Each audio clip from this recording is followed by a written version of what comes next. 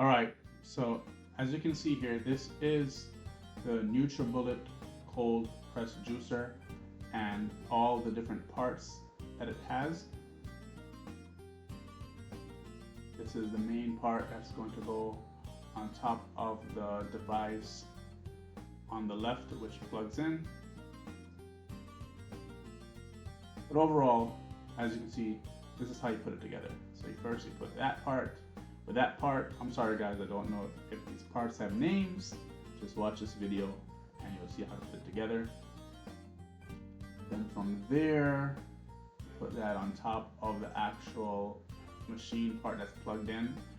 Everything is like plug and play, like a Lego, so they like click together. It doesn't really require any force. So if you find yourself trying to force something to click, that means you're probably putting it together inaccurately. Then you have the main part, which is the cold press part, and it's going to go into the center of the bowl.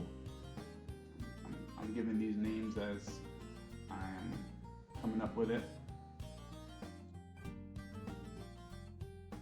Now, you put it back on top. As I shared, it's not complicated to put on, so just feel around a bit and then it should click right on. Then from there you have the top of the juicer, and the same thing, you actually have to put it to an angle and then it locks on. As I shared, these things are easily put together, so if there's any issue, it just means that there's something that's being done inaccurately. So as you can see now, boom, the juicer is set up. From there, you plug it in.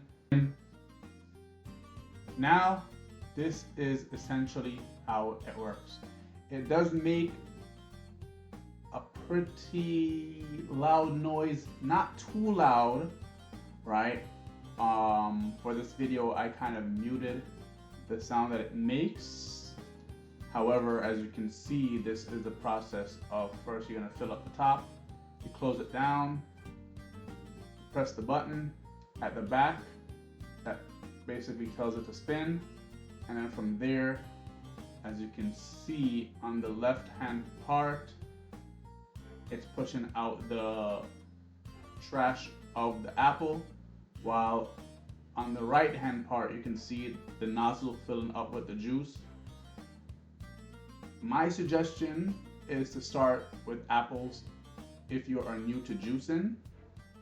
I am new to juicing and I find that apples tend to have a very high concentrate of liquid ratio. As you can see how much it's already filling up, and I've only put in a couple pieces of apple.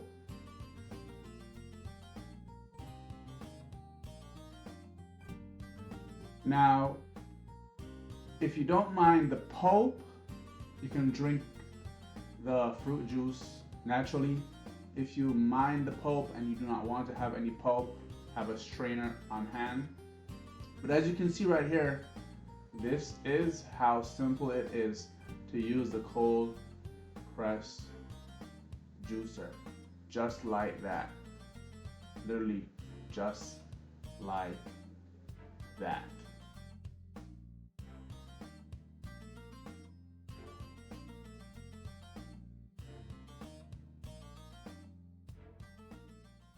Now, once you're done, you have the juice. You can use a strainer. I like to use a strainer because I just like, the juice without the pulp.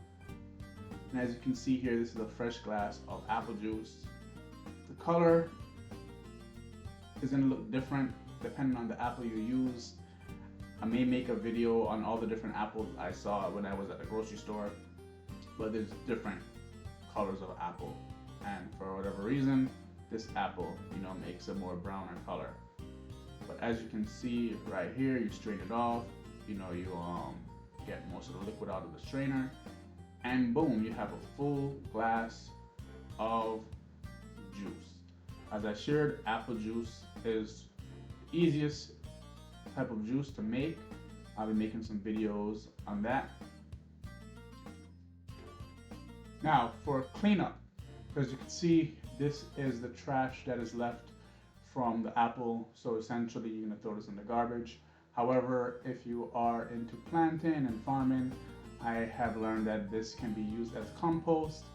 That is something I'll be looking to doing in my future videos. The top is very straightforward to take off.